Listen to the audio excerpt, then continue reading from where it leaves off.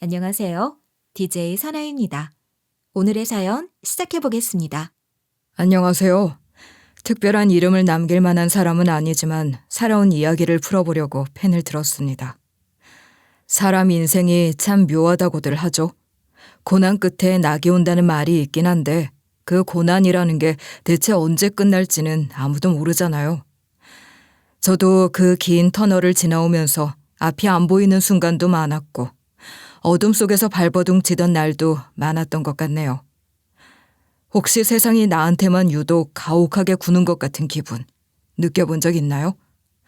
아무리 열심히 해도 상황이 나아지지 않고 오히려 더 깊은 수렁으로 빠지는 듯한 그런 순간들 말이에요. 저는 그런 날들을 수도 없이 겪었어요. 하지만 결국 행복이 찾아오더라고요. 저와 같은 경험을 하고 계신 분들께 위로를 드리고 싶어요. 지금부터 제 사연을 들어주세요. 저는 40대 중반으로 아이는 없지만 사랑하는 아내와 오순도순 행복하게 잘 살아가고 있는 남자입니다. 저는 어릴 때 엄마와 아빠의 사랑을 듬뿍 받는 외동아들로 화목한 가정에서 자랐다고 생각하는데요. 세상이 호락호락하지 않았어요. 엄마가 음주운전 교통사고로 갑작스럽게 제 곁을 떠나셨거든요. 마냥 해맑았던 제 인생이 완전히 뒤집혀버리고 만 겁니다. 아빠는 원래 다정하고 따뜻한 분이셨는데 엄마를 잃은 뒤로는 사람이 돌변하더라고요. 엄마를 떠나보냈다는 슬픔에 빠져서 아이러니하게 알코올 중독자가 되신 거예요. 아빠가 점점 술에 의존하는 모습을 지켜보면서 얼마나 가슴 아팠는지 모르겠어요. 결국 아빠는 술이 없으면 살 수 없는 지경에 이르렀는지 저한테 술값 마련해 오라고 소리 지르고 난동 부리는 날이 많아졌습니다. 술이 떨어질 때마다 손에 잡히는 물건을 던지며 괴성을 질렀고 벽을 주먹으로 내리치거나 의자를 걷어차는 일이 다반사였어요. 저는 겁에 질려서 귀를 틀어막고 눈물을 흘리기도 했죠. 하지만 아빠는 그런 저를 보면서도 달래주지 않으시더라고요. 그저 술을 더 가져오라며 목이 마르다고 했어요. 아빠는 화가 나서 빈 술병을 집어던져 깨뜨리기도 했고요. 심지어는 거실 한가운데서 몸을 비틀거리다가 바닥에 쓰러져 버리기도 했습니다. 저는 어쩔 수 없이 아빠에게 용돈 받기는 어렵다고 생각했어요. 그래서 길바닥을 오고 갈 때면 땅만 쳐다보면서 걸었죠. 그렇게 저는 누군가 떨어뜨린 동전들을 겨우 모아 공책 한 권을 살 수 있었는데요. 제가 신나게 집에 돌아왔더니 아빠는 눈을 부라리면서 공책을 찢어버리더라고요. 내가 돈 벌어오라고 했지 있던 거 사오라고 한 적 있어? 이걸로 뭐 어쩌겠다고 공부라도 하겠다는 거야? 공부가 밥 먹여주냐? 이딴 종이 쪼가리 사올 돈 모아서 술을 사왔어야지. 시키는 것도 못하면서 무슨 공부를 하겠다는 거야? 학교를 안 갈 수는 없잖아요. 아빠한테 용돈 달라는 부탁을 드릴 수 없으니까 나름대로 모아서 산 거예요. 어차피 저는 아직 어려서 슈퍼 아주머니가 술 팔지도 않으신단 말이에요. 제발 이러지 마세요. 나는 네 엄마 없이도 이렇게 하루하루 견디는데 넌 겨우 공책 하나 없다고 난리냐? 이렇게 쓸모없는 아들놈 하나 두고 내 아내가 떠나버렸다니 내가 하루에도 몇 번씩 가슴을 칠 수밖에 없어. 그 순간 저는 너무 무섭고 억울해서 아무 말도 하지 못하고 그저 눈물만 삼켜야 했습니다. 그래도 저에게 의지할 곳은 아빠뿐이었어요. 그리고 우리 가족에게 엄마의 사고가 얼마나 큰 상처를 줬는지 이해할 수 있었기 때문에 아빠를 원망하기보다는 얼른 회복하실 수 있기만을 바랐던 것 같아요. 물론 지금 이 나이가 되고 나서 과거를 돌이켜보면 아직 어렸음에도 상황을 이해하기 위해 노력하고 나이보다 훨씬 빨리 성숙해져야만 했던 제 자신이 안쓰럽게 느껴집니다. 아무튼 전 아빠가 최대한 신경 쓰지 않으실 수 있게 제 앞가림하려고 노력했는데요. 저는 이제 막 중학교 입학했을 나이였어요. 애를 쓰고 아둥바둥했지만 사춘기에 접어들었을 소년이 하루아침에 어른 노릇을 할 수는 없는 일이잖아요. 저는 엄마의 빈자리가 느껴지지 않게 다니려고 최선을 다했지만 처음부터 잘할 순 없더라고요. 빨래라는 게 그냥 물로 적시고 비누칠해주면 되는 줄 알았는데요. 말리는 것도 신경 써야 하는 것이더군요. 교복을 제대로 말리지 않고 입고 다니다 보니 쾌쾌한 냄새가 났던 거예요. 아이들 사이에서 전 조롱거리가 될 수밖에 없었고 자연스럽게 왕따로 이어지고 말았습니다.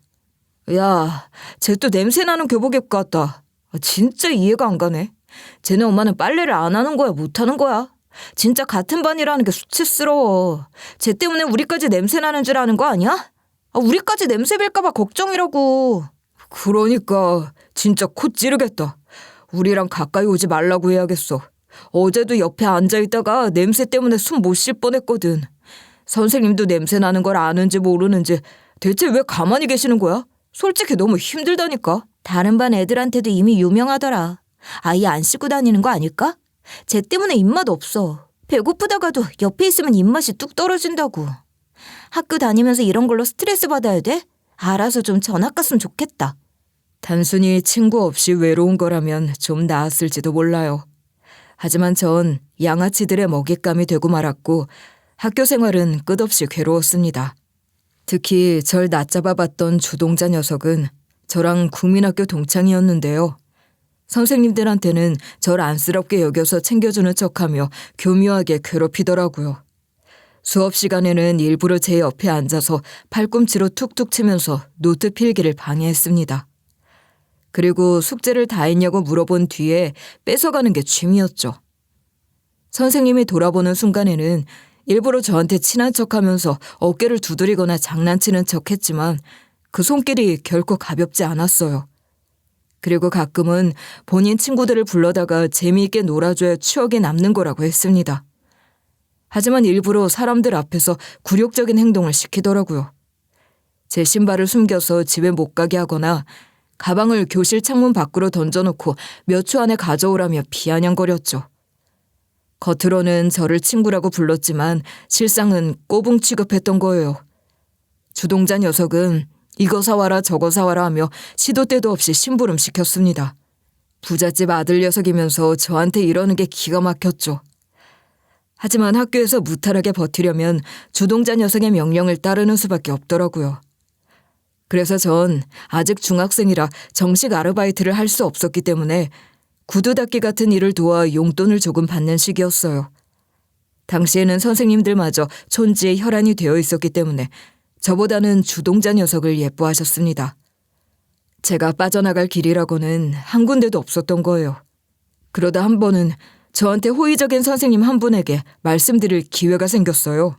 엄마가 일찍 돌아가셨다며? 많이 힘들겠지만 공부 열심히 해서 이 시기를 이겨내는 게 좋겠다. 착실하게 살아가다 보면 분명히 빛을 보는 날이 오게 되어 있거든. 그러니까 포기하지 말자. 물어보고 싶은 거 있으면 언제든 교무실 찾아와. 선생님, 사실은 제가 계속 괴롭힘 당하고 있어요. 다른 선생님들은 다 우석이가 절 도와주고 있다고 생각하시겠지만 전혀 아니에요. 선생님이라도 절 도와주셨으면 좋겠어요. 학교에 등교하는 일이 너무 힘들어요. 너 그런 말 쉽게 하는 거 아니야. 증거도 없으면서 무슨 헛소문을 퍼뜨리려고. 말 조심해라. 네가 좀 어렵게 산다고 우석이한테 열등감을 갖고 있나 본데 함부로 모함하려 드는 거 아니야. 못 들은 걸로 할 테니까 다신 입도 열지 마라. 선생님은 저랑 엮였다가 주동자 녀석네 집과 척지게 되면 손해볼 것 같았나 봐요. 그래서 바로 다음 날부터는 저랑 눈도 마주치지 않았고요. 오히려 절 거세게 트집 잡으면서 혼내셨어요. 학교에서 의지할 곳은 선생님뿐인데 그렇게 돌변하시니까 저는 아무에게도 도움을 요청할 수 없었습니다. 그냥 혼자 참고 견디는 게 전부였던 거예요. 집에서도 학교에서도 제 편은 아무도 없다는 생각에 고독했어요. 아빠는 술에 취해 있고 학교에서는 따돌림 당하고 선생님은 모르는 척했고 결국 저는 세상에 외면당하는 기분이 들었죠. 그래도 다행히 이웃 아주머니들이 가끔 간식이나 반찬 같은 걸 챙겨주셔서 그 작은 친절에 기대며 살았던 것 같네요. 그것마저 없었더라면 아마 더 빨리 무너졌을지도 모르겠어요. 좌절도 많이 했지만 사소한 온기 덕분에 세상에 대한 희망은 여전히 가진 채로 살아갈 수 있었던 겁니다. 저는 고등학교 때부터 이미 자전거 타고 우유 배달을 하거나 전단지를 돌리면서 돈을 벌 수 있는 모든 일에 시간을 할애했어요. 당연히 공부하는 시간은 턱없이 부족했죠. 어차피 대학은 갈 형편도 아니었으니까 빨리 돈부터 벌어서 어떻게든 살아남아야 한다고 생각했거든요. 그렇게 고등학교를 졸업하고 나니까 아예 직업을 가져야겠다고 생각했는데 제가 할 수 있는 일이 마땅히 없는 것 같아서 걱정스러웠어요. 그런데 운이 좋게도 동네 중국집에서 배달원으로 고용해 주셨습니다. 그동안 오고 가면서 절 인사성이 좋다며 기특하게 생각해 주셨던 거예요. 야, 넌 참 딱 봐도 성실하더라. 눈인사만 하고 지나갈 수도 있는 건데 항상 나랑 마주치면 우렁차게 인사하고. 요즘 애들은 뭐만 하면 힘들다고 징징대는데 넌 그런 소리 한마디도 안 하고 묵묵히 할 것 같아. 그런 사람이 나중에 크게 되는 거지. 너무 좋게 봐주셔서 민망하네요. 그냥 인사 받아주셔서 감사한 마음에 반갑게 아는 척한 거예요. 뽑아주신 만큼 실망하시지 않게 노력할게요. 신속하고 안전하게 배달할 테니까 믿어주세요. 당연히 믿지. 솔직히 너 같은 애가 내 자식이면 든든할 것 같을 정도야. 나야말로 널 내 가게에 데리고 있을 수 있어서 좋다. 나한테 그랬던 것처럼 손님들한테 친절하게 음식 갖다 드려라. 그게 다 우리 가게 이미지가 되거든. 주인 아저씨는 저에게 은인과도 같은 분이었습니다. 끼니도 잘 챙겨주셨기 때문에 아무것도 없는 저에게는 더할 나위 없이 과분한 직장이었죠. 저는 제 가게인 것처럼 신속 배달하기 위해 노력했던 것 같아요. 물론 사고 한 번 낸 적 없었고요. 덕분에 가게에서도 절 인정해 주셨습니다. 한 번은 퇴근하려는데 탕수육을 가져가라고 챙겨주시기도 했어요. 아침 일찍부터 밤 늦게까지 오토바이 타느라 몸은 힘들었지만 그래도 마음은 좀 든든하더라고요. 그렇게 반복적인 일상을 이어가고 있었는데요. 어느 날 저에게도 첫사랑이 찾아와줬어요. 중국집 근처에는 찻집이 하나 있었는데 그 친구도 대학을 가지 않고 일자리에 뛰어들었더군요. 처음에는 수줍어서 어색했는데 공통 분모가 있어서 대화를 나누다 보니까 서로 가까워지게 됐어요. 중국집에서 같이 일하는 아저씨들도 응원해 주셔서 용기를 냈죠. 찻집에서도 절 움직임이 빠릿빠릿하다고 칭찬해 주시면서 첫사랑과 잘 될 수 있게 응원해 주셨답니다. 그러다 보니 첫사랑도 제가 싫지 않아 보였고 우리는 조심스럽게 연애를 시작할 수 있었어요. 전 거의 하루 종일 중국집에 있었고 끼니도 거기에서 챙겨 먹었기 때문에 돈을 쓸 일이 생활비 외에는 딱히 없었습니다. 그래서 첫사랑한테 제가 버는 돈을 쓰는 게 아깝지 않더라고요. 전 나름 큰 마음 먹고 구두를 사주기도 했고 미용실에 데려가서 파마도 시켜줬어요. 첫사랑이 고마워하면서 좋아하는 모습을 보면 그게 그렇게 뿌듯하더라고요. 사랑하면 줘도 아깝지 않다는 건 이래서 그렇다는 걸 깨달았던 것 같아요. 그렇게 첫사랑과 행복하게 데이트를 하던 저에게 찬물을 끼얹는 놈이 하나 있었습니다. 바로 과거에 절 괴롭혔던 주동자 녀석을 마주치게 된 거예요. 저야 살았던 동네에서 계속 머물고 있었지만 분명히 주동자 녀석은 서울로 대학을 갔댔는데 왜 제 눈앞에 다시 나타난 건지 불쾌하더라고요. 알고 보니 주동자 녀석은 방학을 맞이해 내려온 거였어요. 그런데 성인이 되고 서울로 올라가서도 옛버릇은 못 버렸나 봐요. 저랑 눈이 마주치자마자 조롱부터 시작하더군요. 야, 이거 누구야? 예전에 빌빌거리던 게 꼴에 여자도 만나고 다니는 거야? 너 같은 놈이 여자친구한테 뭐 제대로 해줄 수는 있냐? 네 여자친구는 네가 얼마나 찌질했는지는 알고 있는 거 맞아? 과거는 숨기고 여자친구한테 허세 부리고 사는 거지? 뭘 잘했다고 당당하게 와서 말하는 거야? 결론은 네가 내 남자친구 괴롭혔다는 거잖아. 괴롭힌 놈이 나쁜 거지 왜 내 남자친구가 숨어야 해? 내가 좋아해서 만나고 있는 거니까 창피한 줄 알고 반성이나 해. 난 찌질이랑 사귀는 네가 안쓰러워서 일부러 말해준 것뿐이거든. 고마운 줄도 모르고 큰 소리야. 나중에 분명 후회하게 될 거다. 세상이 얼마나 넓은데 벌써 가진 것도 없는 남자한테 잡혀서 사냐? 그러는 넌 여자친구 있기나 해? 그런 성격으로는 아무리 지갑을 열어도 소용없을걸? 학창시절에 어땠을지 몰라도 지금 내 남자친구는 일하는 곳에서 사랑받고 인정받아. 그러니까 과거 가지고 뭐라도 되는 척하지 마. 솔직히 전 주동자 녀석이 하는 말에 얼굴이 화끈거리며 부끄러웠습니다. 첫사랑 바로 옆에서 괴롭힘 당했던 과거가 까발려지니까 어쩔 줄 모르겠더라고요. 그런데 첫사랑은 오히려 제 손을 꽉 잡아주면서 당당하게 맞섰어요. 주동자 녀석도 예상치 못한 반응에 당황한 눈치였습니다. 더 이상 절 낮잡아 보면서 비웃지 않고 자리를 피해 도망갔거든요. 저는 첫사랑에게 너무나 고마웠고 마음도 깊어졌어요. 첫사랑 덕분에 전 더 이상 예전처럼 주눅들지 않겠다고 다짐한 거예요. 그러던 어느 날 첫사랑이 미용 학원을 다니겠다고 했습니다. 계속 아르바이트만 할 수 없으니 기술을 배워야겠다는 거였죠. 저는 우리가 아직 어리지만 언젠가 결혼도 할 수 있을 거라고 생각했어요. 그래서 학원비도 내주겠다고 약속했답니다. 그랬더니 첫사랑은 열심히 배워서 미용실을 차리겠다며 기다려달라고 의지를 다지더라고요. 기다려달라면서 제 머리도 직접 잘라주겠다고 눈을 빛내는데 얼마나 사랑스러워 보였는지 몰라요. 그런데 막상 학원을 다니기 시작하니까 하루 종일 학원에 붙들려 있어야 했어요. 그래서 첫사랑과 만날 수 있는 시간이 뜸해지기 시작하더라고요. 잠깐 얼굴 보는 것도 어렵다면서 데리러 오지 말아달라고 했거든요. 본인이 너무 피곤해서 예민하게 굴 것 같다며 미안하다는 이유였는데요. 전 연인 사이인데 그 정도 투정도 못 받아주겠나 싶어서 야속하기도 했습니다. 하지만 새로운 도전에 임하고 있으니 이해해주고 싶은 마음이 더 컸던 것 같아요. 그런데 몇 달이 지났을 때 주동자 녀석이 찾아왔어요. 이놈이 절 찾아올 이유가 없으니 그저 당황스럽기만 했죠.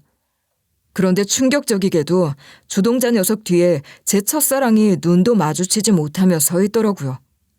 알고 보니 제 첫사랑이 당당하게 제 편을 들어줬을 때는 언제고 주동자 녀석에게 덥석 넘어갔던 겁니다. 주동자 녀석이 부잣집 아들인데다가 대학도 가서 가방끈도 저보다 길잖아요. 그래서 주동자 녀석이 저한테 자존심 상했기 때문에 앙심을 품고 첫사랑을 유혹한 것 같았어요. 제 첫사랑은 미용학원도 이미 안 다닌 지 오래였고 주동자 녀석의 아이를 임신까지 했다고 하더라고요. 전 화가 났고 배신감이 들어서 가슴에 불이 난 것 같았습니다. 니네가 그러고도 사람이야? 둘 다 지금은 새롭게 시작한 감정에 행복할지 몰라도 다른 사람 상처 주고 시작한 관계가 뭐 얼마나 오래 갈 수 있을 것 같은데 내가 얼마나 소중하게 생각했는지 다 알면서 야, 너 진짜 순진한 거냐 멍청한 거냐? 원래 첫사랑은 이루어지지 않는 법이야. 더 멋지고 근사한 사람이 대시하면 마음이 가는 게 당연한 거 아니겠어? 너 같은 걸 계속 만날 거라고 믿은 게 잘못이지. 넌 그렇게 사람 마음에 상처내가면서 함부로 살다가 분명 큰 코 다칠 거야. 언제까지 세상이 네 마음대로 굴러갈 것 같은데 아무런 준비 없이 임신부터 해서 덜컥 만드는 가정이 뭐 얼마나 평탄할지 궁금하다. 제가 눈앞에 두 사람한테 쏘아붙이는데 첫사랑은 아무 말도 하지 않았습니다. 그저 고개를 숙이고 있더라고요. 전 분노를 쏟아냈지만 한편으로는 어쩔 수 없다고 생각했어요. 이미 임신까지 했다는데 제가 남의 애를 가진 여자랑 계속 만날 순 없는 노릇이잖아요. 결국 헤어지는 수밖에 없었죠. 그나마 첫사랑이 마지막 양심은 있었는지 제가 줬던 학원비를 그대로 돌려주더라고요. 첫사랑의 배신으로 전 너무나 힘들었는데요. 그 와중에 우리 아빠마저 세상을 떠나시게 됐어요. 집에 거의 누워 계시고 아프다는 말씀을 한마디도 안 하셔서 몰랐거든요. 그런데 밥을 제대로 못 넘기시는 걸 보고 이상해서 병원에 모시고 갔더니 이미 식도암 4기라고 하시더라고요. 의사 선생님은 이미 손쓰기 어려운 상태라고 하셨습니다. 엄마가 돌아가신 후에는 아빠 노릇을 거의 안 하셨지만 그래도 저에게 유일한 혈육이었잖아요. 제가 제대로 치료도 못 시켜드리고 돌아가시게 만들었다는 죄책감 때문에 많이 힘들었어요. 어릴 때부터 아빠가 술에 빠져 사셨던 건 맞지만 그래도 이렇게 빨리 떠나실 거라고는 생각도 못했으니까요. 아빠도 마지막 순간이 가까워졌다는 걸 느끼셨는지 생각이 많으셨나 봐요. 갑자기 저한테 손을 내밀고 사과하시더라고요. 미안하다. 진짜 미안하다. 너한테 아빠다운 거 하나도 못 해주고 물론 나도 아내를 잃고 힘들었지만 어미 떠나보낸 너보다 고통스럽진 않았을 텐데. 난 진짜 바보 같은 놈이었다. 아빠 자격도 없는 아빠라서 미안했다. 괜찮아요, 아빠. 그래도 아빠가 곁에 계셔서 전 다행이라고 생각해왔어요. 그러니까 마음의 짐으로 갖고 계시지 말고 편하게 쉬세요. 그동안 아빠도 많이 힘드셨을 거라고 이해해요. 엄마 만나서 이제 행복하세요. 마지막까지 나보다 더 성숙하게 말해줘서 고맙다. 다음이라는 기회가 있다면 그때는 꼭 네 엄마랑 나랑 셋이서 오순도순 행복하게 살았으면 좋겠구나. 넌 나처럼 살지 말고 좋은 가정 꾸려서 잘 지내라. 오랫동안 섭섭했지만 신기하게 용서가 되더라고요. 아빠를 보내고 나서 저는 가슴이 먹먹하고 허탈했습니다. 이제 진짜 저에게 가족이라고는 아무도 남지 않은 거예요. 제 삶이 남들의 안정적인 일상과 비교했을 때는 보잘것없어 보이겠지만 그래도 저한테 소중했던 두 사람이 사라지니까 너무 힘들었어요. 손에 아무 일도 잡히지 않는다는 말이 무슨 뜻인지 알겠더군요. 그래서 전 중국집 배달원도 그만둬야겠다고 생각했습니다. 신속 배달이 생명인데 이렇게 정신이 나간 상태로 운전을 하면 가게에 피해만 줄 것 같았으니까요. 그런데 주인 아저씨가 갑자기 절 불러서 요리를 한번 배워보는 게 어떻겠냐고 제안하시더라고요. 이런 상태로 운전시키기는 걱정된다는 거였어요. 제가 성실하다는 건 이미 너무나 잘 알고 있으니 나중에 본인이 중국집을 운영하기 어려워지는 날이 오면 제가 이어받아 주는 게 좋겠다고 권유하셨어요.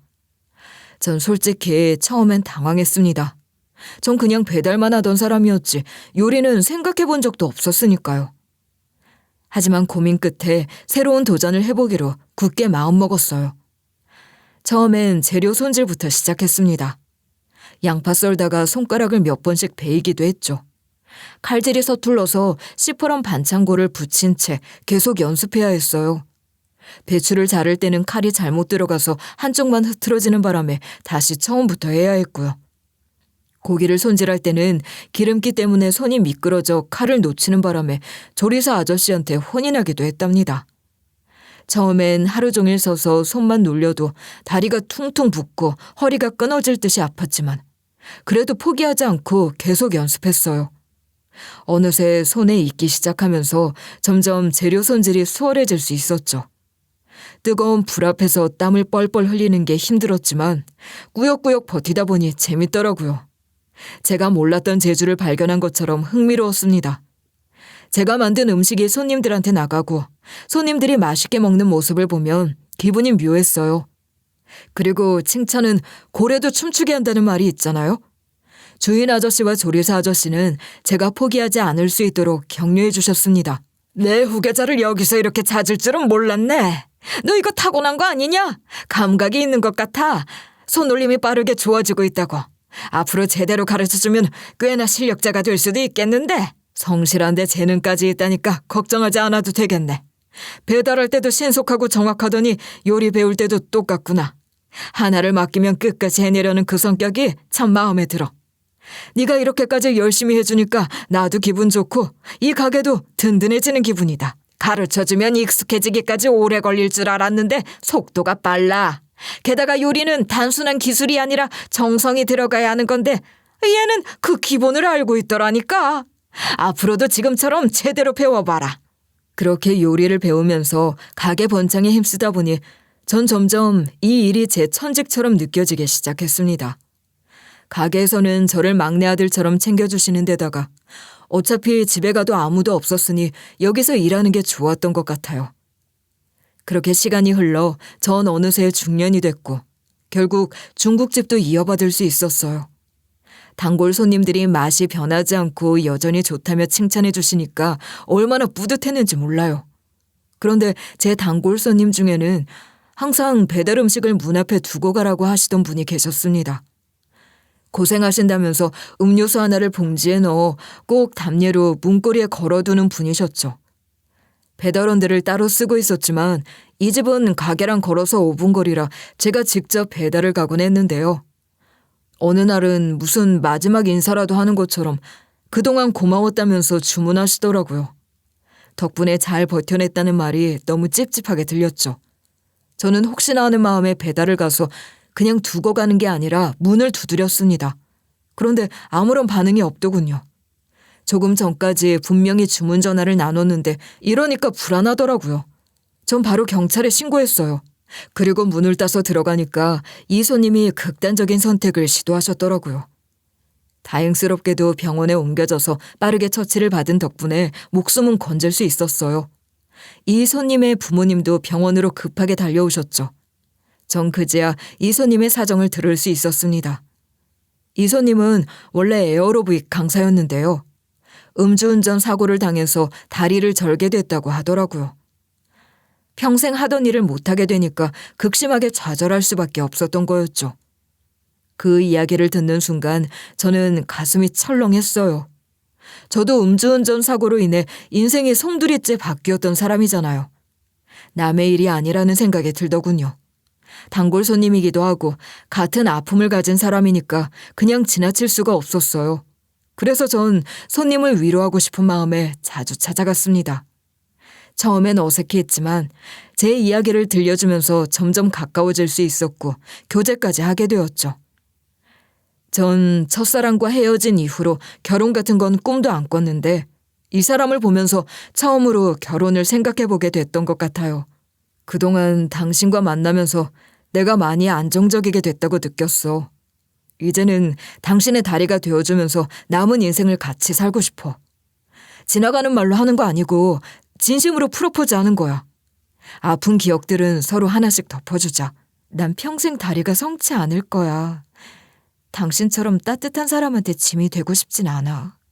나랑 함께 해주겠다는 마음은 너무 고맙지만 미안해서 견딜 수 없어. 당신이 후회해서 변해버릴까 봐 두려워. 난 당신이 다리가 불편하다고 해서 짐이 된다고 생각하지 않아. 마음만은 누구보다 넉넉한 사람이라고 생각해. 오히려 당신이 얼마나 용기 내서 살아가고 있는지 잘 알기 때문에 더 함께하고 싶어. 처음에 제가 결혼하자고 했을 때 여자친구는 저한테 미안하다면서 거절했습니다. 하지만 저의 계속된 배려에 감동받아 결국 프로포즈를 받아줬어요. 예비 장인어른과 예비 장모님도 너무 고마워하시면서 눈물을 흘리시더라고요. 그렇게 우리는 혼인신고를 하고 살림을 합쳤어요. 다만 결혼식은 올리지 않았습니다. 이미 우리 나이가 꽤 들었기도 했고 아내가 하객들 앞에서 버진 로드를 걷는 걸 부담스러워 하더라고요. 저 역시 화려한 결혼식보다는 현실적인 삶을 준비하는 게 더 중요하다고 생각했기 때문에 아내의 부탁을 흔쾌히 받아들였죠. 그렇게 아내와 함께하는 새로운 인생을 준비하면서 전 결단을 하나 더 내렸어요. 고민 끝에 가게를 접기로 한 거죠. 나름 단골 장사로 넉넉했던 중국집을 이어받은 거라 그동안 돈을 꽤 많이 모았고요. 이제는 아내의 다리가 되어주고 싶었거든요. 단순히 생활을 책임지는 것뿐만 아니라 일상 속에서 불편함 없이 살아갈 수 있도록 작은 것 하나까지 신경 써주고 싶었습니다. 그런데 제가 처음부터 만든 가게가 아니잖아요. 중국집 전 주인 아저씨와 전 조리사 아저씨에게도 제 결정을 말씀드렸어요. 두 분이 먼저 일궜던 가게니 제 개인적인 결정이라고 해도 허락을 구해야 할 것 같았거든요. 네가 누구보다 성실하게 살아온 걸 알기 때문에 네 가정도 참 따뜻한 곳이 될 거라고 믿는다. 너라면 앞으로 무슨 일을 하든 잘할 테니까 이제는 가게 걱정 말고 네 가정에 온전히 집중해라. 네가 그런 생각을 할 정도로 좋은 사람을 만난 거라면 나도 기쁘다. 너도 이제 나이 먹어서 살아가는 건 다 똑같다는 걸 알 거야. 요리든 장사든 가정이든 결국에는 정성을 다하면 되는 거지. 네가 해온 대로만 하면 앞으로도 잘 살아갈 거다. 아내분이랑 알콩달콩 살면서 좋은 나날만 가득하길 바랄게. 아저씨들 정말 감사합니다. 아무것도 할 줄 아는 게 없던 저에게 자리를 내어주시고 격려해 주신 게 얼마나 큰 힘이 됐는지 몰라요. 덕분에 이렇게 좋은 사람을 만날 수 있게 됐어요. 따뜻한 가정 만들게요. 다행히 두 분은 제 결정을 존중해 주셨고 새로운 삶을 찾아 떠나는 길을 응원해 주셨습니다. 저는 가게를 당장 폐업하는 게 아니라 일정 시간을 두고 정리하기로 마음먹었어요. 오랫동안 찾아주신 단골 손님들에게 마지막으로 정성껏 대접하고 싶었거든요. 찾아주시는 분들께 직접 폐업하게 되었다고 말씀드리니 아쉬워하면서도 결혼을 축하해 주시더라고요. 그동안 음식만 판매했던 게 아니라 온기를 주고받았던 것 같아서 마음이 뭉클했습니다. 그러던 어느 날 단체 손님 예약이 들어왔어요.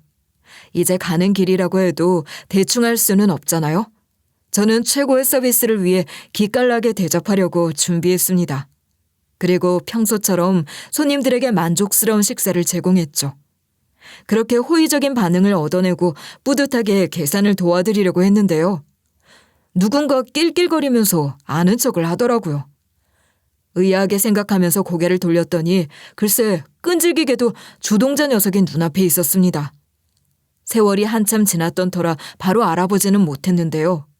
특유의 건방진 표정과 삐딱한 태도는 변함이 없더군요. 길바닥에서 담배 연기 마시고 매연 뒤집어 써가면서 오토바이 타고 다니더니 출세 좀 했나 보다. 그런데 출세한 게 겨우 중국집 주인이야? 가게 접는다고 하던데 예전에 그 잘되던 가게를 말아먹은 거냐? 기껏 쥐어줘도 쪽박 차는 수준하고는. 난 가게가 어려워서 폐업하려는 게 아니야. 결혼했기 때문에 이제는 가정에 충실하고 싶을 뿐이라고. 네 동료들도 맛있게 드시는 거 못 봤어? 다들 우리 중국집 솜씨는 최고라고 해. 네가 낮잡아 볼 게 아니라고. 그렇게 자존심 세우면 속이 시원한가 보지? 맛있으면 뭐 하는데? 망해서 폐업하는 거 맞잖아. 왜 우기는 건지 모르겠네. 어차피 망하는 김에 예정 생각해라. 이거 좀 받는다고 다시 장사할 수 있는 것도 아니잖아. 주동자 녀석은 여전히 절 조롱하려 들었습니다. 제가 침착하게 반박해도 귀를 후비거나 하더라고요. 그러더니 계산하지 않고 나가려고 하더군요. 그래서 전 그 즉시 주동자 녀석을 바로 붙잡았어요. 그리고 목소리를 크게 높여서 회사 회식으로 온 것 같은데 무전 출식하려는 거냐고 우렁차게 물었죠. 혹시 외상하려는 거면 회사 이름 좀 알려달라고 덧붙이는 것도 잊지 않았습니다. 주동자 녀석은 제가 그냥 받아들일 줄 알았나 봐요. 예상치 못한 반응에 눈을 동그랗게 뜨면서 당황하더라고요. 그리고 주동자 녀석의 상사로 보이는 사람이 와서 이게 무슨 소리냐며 계산을 왜 안 하려고 하는 거냐고 물었습니다. 그러자 주동자 녀석의 얼굴이 시뻘개지고 허둥지둥 하더군요. 주동자 녀석은 옛 동창이라 장난을 친 거라며 얼버무렸어요. 그리고는 얼른 지갑을 꺼내 계산했습니다. 본인이 주인공인 자리라 한턱 쏘기로 했던 모양인데 제가 주인이라는 걸 알고 떼어먹으려고 했나 보더라고요. 역시나 옛버릇 못 고친 거죠. 그렇게 전 단체 예약 응대까지 마치고 가게를 정리하고 있었는데요. 우리 아내는 제가 폐업을 결심한 후로 퇴근길마다 가게로 찾아와 주고 있었거든요. 제가 애정으로 꾸려온 가게를 포기한 마음에 감동받아서 불편한 다리를 이끌고도 나름 마지막 인사를 계속 함께 해주고 있었단 말이에요. 그날도 아내가 가게 닫을 시간쯤에 와줬는데 주동자 녀석까지 되돌아왔더라고요. 상사 앞에서 저 때문에 망신당했다고 생각해서 쪽팔렸나 봐요. 씩씩거리면서 절 노려보는 얼굴이 우스웠습니다. 그런데 제 옆에 진짜 아내가 있는 걸 보고 당황하는 표정을 짓더군요. 제가 진짜 거짓말을 했는 줄 아는 것 같았어요. 그러더니 우리 국민학교 동창회가 부부 동반으로 열리고 있으니까 꼭 오라면서 초대하더라고요. 절 포함해서 이 주동자 녀석도 그렇고 어렸을 때 살았던 지역에서 그리 멀리 이동하지 않았던 겁니다. 아내는 단순히 제 옛 동창이 초대한 건 줄 알고 흔쾌히 응했어요. 전 솔직히 가고 싶지 않았죠. 하지만 제가 왜 안 가고 싶어 하는 건지 아내가 궁금해하지 않겠어요? 그러면 전 자연스럽게 주동자 녀석 때문에 왕따 당했던 과거를 밝혀야 하잖아요. 물론 국민학교 때는 왕따 당하지 않았지만 저 주동자 녀석이랑 자꾸 엮였다가는 들킬 것 같더라고요. 저는 아내한테 언제나 의지되는 남편이고 싶었기 때문에 왕따 당했던 일을 숨기고 싶었습니다. 하지만 아내가 제 동창회에 가겠다는 의지를 보이면서 반가워하니까 어쩔 수 없이 데리고 갈 수밖에 없었어요. 그렇게 미룰 수 있다면 끝까지 미루고 싶었던 동창회 당일이 되었는데요. 제가 아내를 에스코트해서 데리고 들어가니까 주동자 녀석이 눈을 빛내더군요. 우리 가게에 찾아와서 아내와 대면했을 때는 아내가 앉아있어서 몰랐나 봐요. 아내가 절뚝거리면서 들어오는 걸 보고 잘 걸렸다는 식이었습니다. 그리고 조롱하기 시작하더라고요. 그럼 그렇지. 네가 어디 멀쩡한 가정을 잃었을 리가 있냐? 어이 꼴통, 옛날처럼 내 어깨 좀 주물러 봐라. 네가 그런 건 잘했잖아. 나한테 잘 보이면 너한테 콩고물이라도 줄지 누가 알아. 지금 남의 아픈 손가락을 씹어가면서 조롱하는 거예요? 콩고물 같은 소리를 하다니. 우리 남편보다 뭐 잘났고 대단한가 보죠? 이렇게 예의 없고 머릿속에 든거 없는 인간이 특출나게 잘 풀렸을 리가 없는데 이상하네요. 제가 아무리 잘 안 풀렸더라도 저놈보다는 잘 풀렸을 거예요. 남편이라고 편들어주고 싶은가 본데 저거 완전 제 꼬봉이었거든요. 저놈 주특기가 비굴거리는 거였어요. 여기가 국민학교 동창회라 그렇지 중학교 동창회 가면 저 말고도 증언이 여럿 나올 거예요. 나이가 몇인데 아직도 옛날 버릇 못 고치고 사람 괴롭히려 들어요. 지금 어떻게 사는지 안 들어봐도 알겠네요. 한심하게 살고 있겠죠. 우리 남편이 저랑 살고 있는 게 멀쩡한 가정을 못 이룬 거라고 언제까지 조롱할 수 있는지 두고 보자고요. 아내는 주동자 녀석이 즐겁게 절 웃음거리로 만들지 못하도록 바로 반격했습니다. 그리고 노려보면서 명함 하나를 주동자 녀석 앞에 내밀었어요. 주동자 녀석은 처음에 무슨 영문인지 몰라 어리둥절하게 받아들이더니 얼굴이 사색이 되어버리고 말더라고요. 사실 우리 장인어른은 이 근처에서 빌라와 상가를 몇 개 갖고 계신 건물주셨습니다. 그리고 최근 저랑 결혼할 때 우리 아내에게 일부를 증여해 주셨더라고요. 우리 장인어른은 워낙 부유하시기 때문에 당장 수익이 급하게 나와야 하는 분은 아니셨어요. 그래서 코로나 시국이었을 때 상가 세입자들의 경우에는 월세도 내려주시고 덕을 많이 베푸셨던 거예요. 그런데 저랑 주동자 녀석이 어렸을 때 살던 지역에서 멀리 이동하지 않고 계속 거주해 살았듯이 다른 동창들도 마찬가지였더라고요. 우리 장인어른한테 은혜 입은 친구들이 그 자리에 정말 많았던 겁니다. 다들 하나같이 감격스러워하더니 우리 아내를 보면서 90도로 허리를 굽혀 감사 인사를 하더군요. 아버님 덕분에 정말 감사했습니다. 그때 저희 가게가 한창 어려웠을 때였거든요. 장사라는 게 한번 기울기 시작하면 다시 일어나기가 쉽지 않은데 월세 부담이라도 줄어든 덕분에 조금씩 숨통이 트이더라고요. 저도 만약 그때 도움을 못 받았으면 진짜 문 닫고 거리로 나앉았을 뻔했어요. 덕분에 지금까지 이렇게 잘 버티고 있네요. 진심으로 감사드립니다. 제가 삼계탕집 하니까 혹시 오시게 되면 잘해드릴게요. 꼭 놀러오세요. 아버님이 진짜 호인이세요. 그냥 장사하는 사람 입장에서 건물주란 보통 거리감 있는 존재인데 이렇게 배려해 주시는 분도 있다는 걸 그때 처음 알았어요. 정말 다시 한번 감사드려요. 복 받으실 거예요. 이 광경을 보고 있던 주동자 녀석의 얼굴이 점점 굳어갔습니다. 주동자 녀석도 우리 장인어른이 소유한 빌라에 들어오고 싶어 했나 봐요. 매물이 나오기만을 기다렸다가 겨우 계약 날짜 잡은 상태였다고 하더라고요. 그동안 고시원을 전전하면서 살다가 드디어 몸 편히 쉴 거주지가 생겼다면서 자랑까지 했다고 다른 동창들이 말해줬어요. 입술만 파르르 떨고 있던데 설마 상황이 이렇게 될 줄은 몰랐겠죠. 주동자 녀석 예전에는 선생님들 총애를 한 몸에 받을 정도로 부잣집 아들이라 떵떵거렸는데요.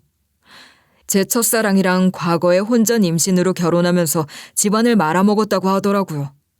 이제 본인이 가장이 되어야 한다면서 대학부터 자퇴해버렸고 사업을 시작해보겠다면서 집안 재산을 담보로 대출받아 서울 가서 이것저것 들쑤시고 다녔다가 거하게 다 망해버리고 돌아온 거죠.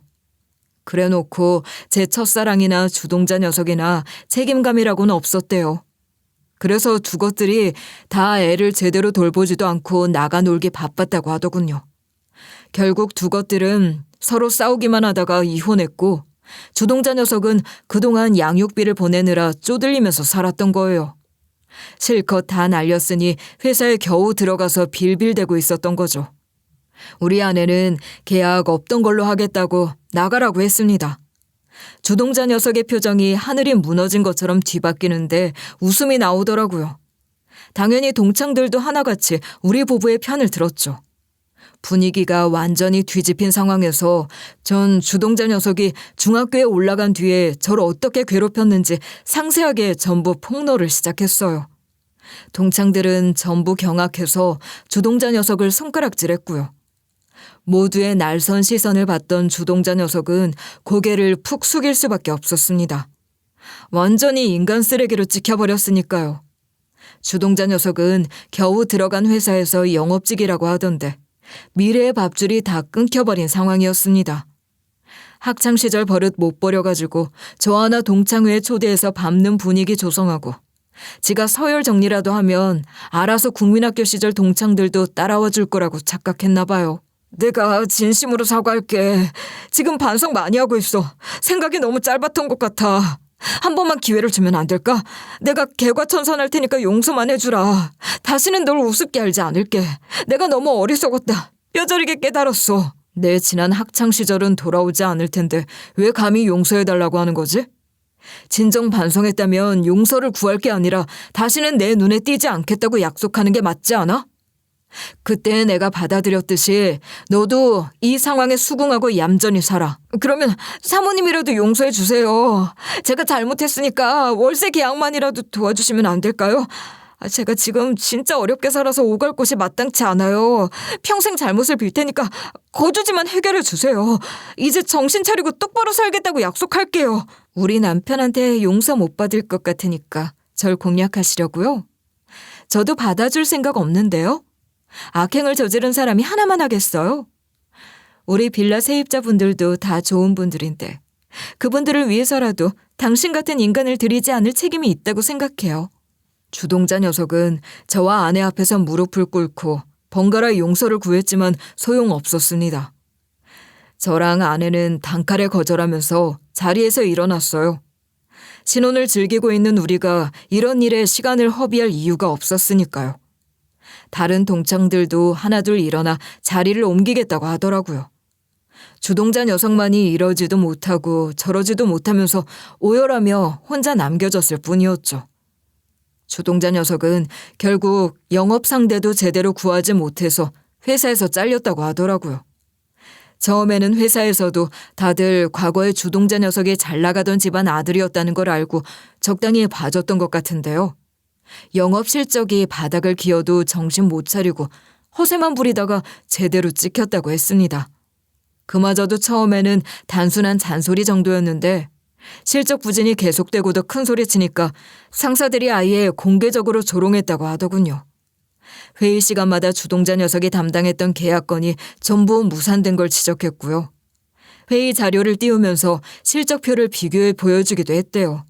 그리고 영업 못할 거면 이거라도 하라면서 복사 심부름이나 커피 심부름 같은 잡일까지 떠넘겼다고 했습니다. 사실상 무능력자로 낙인 찍혔던 거예요. 심지어 중요한 영업 미팅이 있으면 주동자 녀석을 대놓고 제외하고 다른 직원들을 배정했다고 하더라고요. 나름 학창시절 내내 주변에 사람이 많았으니 영업만큼은 자신이 있다고 생각했나 본데요. 알고 보니 그 주변에 달라붙었던 인간들은 주동자 녀석의 씀씀이 때문에 따라다녔던 거예요. 진짜 인간적인 정을 나눈 사람은 하나도 없었던 겁니다. 그러고도 염치 없이 저한테 도와달라면서 찾아왔더라고요. 내가 진짜 잘못했으니까 도와주라. 지금 완전 막다른 길에 몰렸어. 회사에서도 잘리고 사람들도 다 떠나고 이제는 밥 먹을 돈도 부족해. 한 번만 도와주면 안 되겠어? 나도 이제 정말 제대로 살아보려고 해. 진짜 마지막으로 손 한 번만 잡아주라. 그 손을 내가 왜 잡아야 하는데? 예전에 내가 고통스러워하고 있을 땐 네가 손 한 번이라도 내밀었냐? 오히려 발로 차고 짓밟은 건 너 아니었어? 나한테 도와달라고 찾아온 것 자체가 양심 없는 거야. 넌 갱생의 여지도 없다고. 내가 그땐 철이 없었다는 거 솔직하게 인정할게. 돈만 빌려주면 네 눈앞에 얼쩡거리지도 않을 테니까 제발 생활비만 어떻게 해주라. 밥이라도 먹어야 새 일자리를 구하러 다니지. 사람 하나 살린다고 생각해줘. 돈만 빌려주면 된다고? 그것 봐. 넌 제대로 반성한 게 아니라 당장 생활이 급급하니까 돈 될 곳 찾아서 왔을 뿐이야. 중학교 때 네 옆에서 같이 나 괴롭히고 핍박했던 놈들 찾아가서 부탁해봐. 같이 사람 밟았던 의리라면 도와줄지도 모르잖아.